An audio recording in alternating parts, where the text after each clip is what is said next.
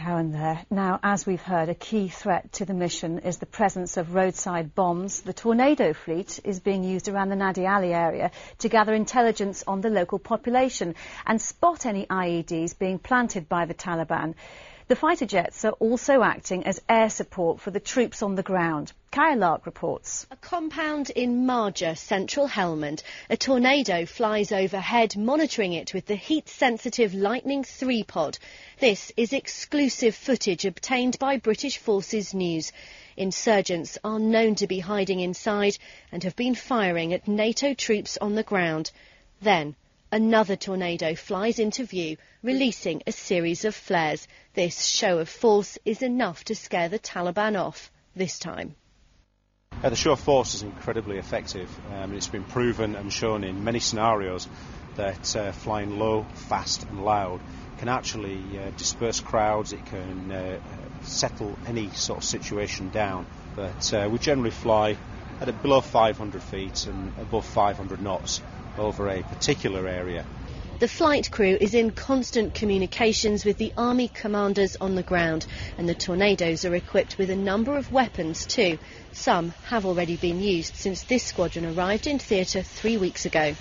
But it's not all about the lethal capabilities of the jets.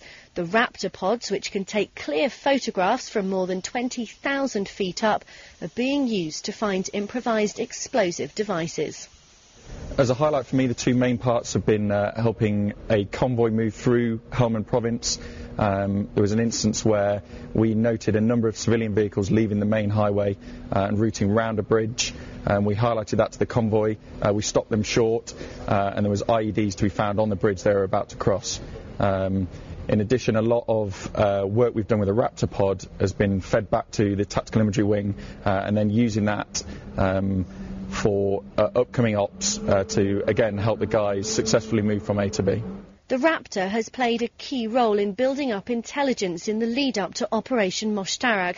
This image was taken from the pod this week. It again shows Marja, and as we zoom in, you can see just how good the image of this car is. Well, hopefully it's given them an oversight of what the ground conditions are like, especially after the heavy rains we've had. It gives them an idea of the locations of compounds and any normal local nationals traffic, what the locals are doing. So it gives them a good view of the ground truth of what's going on.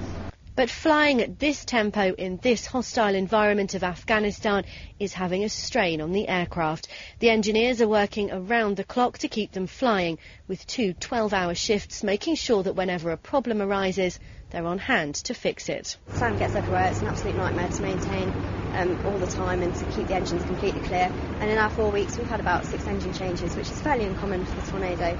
So that's what we're seeing a lot of. The crews are able to be airborne in under 30 minutes, and when they get that call for close air support, they're quick to respond, often being in flight in just a quarter of an hour. And the squadron knows that with its range of capabilities, it's highly likely to be called upon during the next stage of Operation Moshtarak.